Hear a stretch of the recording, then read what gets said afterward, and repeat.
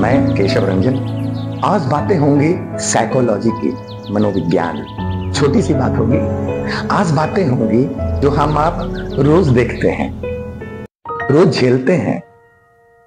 आए दिन झगड़े, लड़ाइयां, गाली गलौज, थाना, पुलिस, कोर्ट कचहरी, पंचायत, मैक्सिमम टाइम तो इसी में चला जाता है। और यह होता है सिर्फ एक वजह से, वीक माइंडसेट।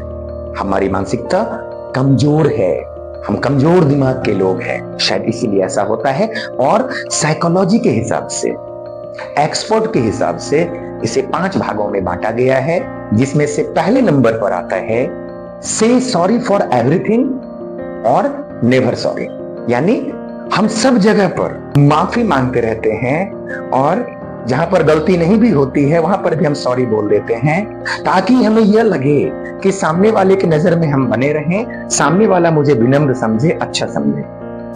कहा गया है कि सॉरी बोलने का मतलब यह नहीं कि मैं झुक गया, मैं छोटा हो गया। सॉरी बोलने का मतलब होता है हमें रिश्ते निभाने आते हैं।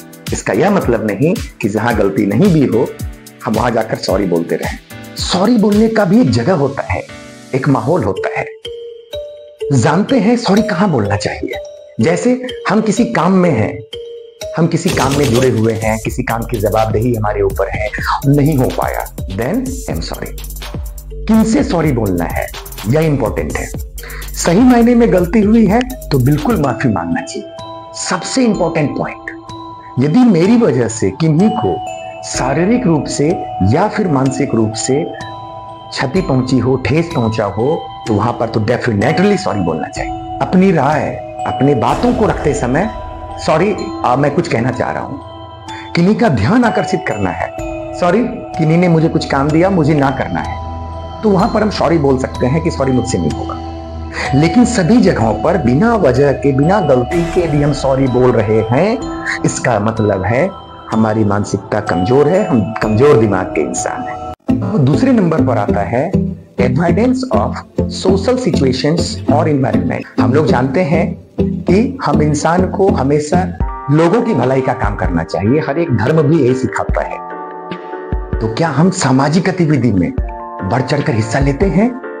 शायद नहीं। यदि नहीं ले रहे हैं इसका मतलब हम मानसिक रूप से कमजोर हैं। कहीं पर कोई इवेंट हो रहा है, कहीं पर कोई कार्यक्रम है, वहां पर मुझे बोलने का मौका मिला और वहां पर हम हिचकिचा गए, इसका मतलब हमें अंदर से डर है कि कहीं कुछ गलत ना निकल जाए, लोग मेरे बारे में क्या सोचने लगेंगे। ये धारणा, गलत धारणा बैठ जाती है और इस वजह से सोशल माहौल में, सोशल एनवायरनमेंट में हम फेल हो जाते हैं अपनी ही गलत लाए हुए धारणा की वजह से। तो यदि मौका मिलता है तो अपने आप को जरूर साबित करना चाहिए, खास करके जब सोशल एक्टिविटीज हो रही हो, सामाजिक गतिविधियां हो रही हो वहां पर। आखिर एक बात सोचने वाली, सारे लोग लीडर क्यों नहीं बन पाते?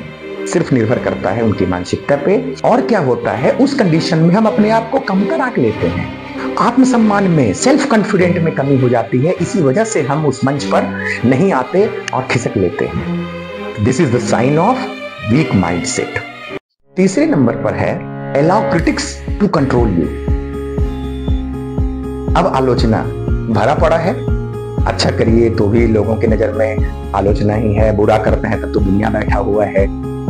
लेकिन यदि हमारी आपकी आलोचना हो रही है और हमारा कंट्रोल आलोचना करने वाले के हाथ में चला गया, this is the sign of weak mindset. ऐसे किसी ने आलोचना की, फलाना आदमी ऐसा है, हम तुरंत रिएक्ट कर गए। सामने वाला तो बैठा हुआ है कि हम बोलेंगे और अगला झगड़ेगा, और हम यहां पर कंट्रोल खो देते हैं। जैसे ही हमारा नेगेटिव इंपैक्ट सामने वाले के लिए जाता है जिसने आलोचना करी है, तो हम अपना कंट्रोलिंग उसे दे दिए। झगड़े की वजह, लड़ाई की वजह सिर्फ और सिर्फ यही है। अमेरिकी ब्रिटिश लेखक हेनरी जेम्स लिखते हैं कि यदि आलोचना हुई है इसका मतलब है कुछ विशेष कार्य हुआ है।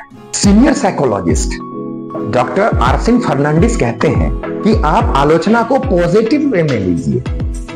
ऐसे भी हम लोग कहते आ रहे हैं इस दिन की शुरुआत पॉजिटिव एनर्जी के साथ होनी चाहिए।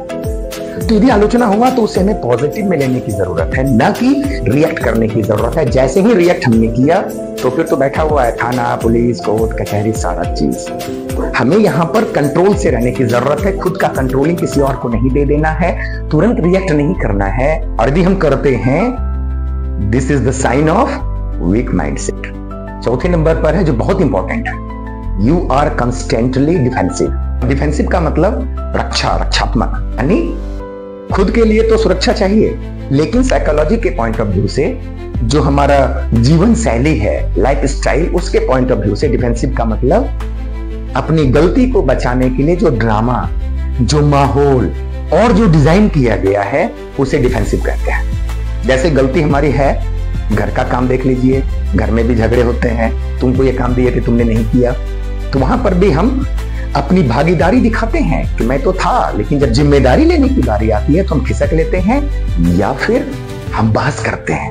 यदि इस तरह की भावना हमारे अंदर है, हम डिफेंसिव माहौल में हैं, खुद के बारे में सिर्फ सोचते हैं, मतलब है कि हमारी जो मानसिकता है वो वीक है, कमजोर है। पांचवा और आखिरी है, you obsess over your problem. समस्या है छोटी सी, उसको मैंने बड़ा बना दिया, जबकि हम कहते आ रहे हैं कि समस्या के बगल में ही समाधान छिपा रहता है। लेकिन यदि हमारी कमजोर मानसिकता है तो समस्या है 10%, उसे खींच के ले जाएंगे 100%। और शायद इसी वजह से, जो हमने पहले भी बताया, झगड़े और लड़ाइयां ये कमजोर मानसिकता की जबरदस्त निशानी, कि समस्या को बेमतलब का बढ़ाते जाना। इसीलिए कमजोर मानसिकता को बदलने की जरूरत है। इन 5 पॉइंट्स को सुनना, समझना और क्या बोलना है से ज्यादा जरूरी है कैसे बोलना है।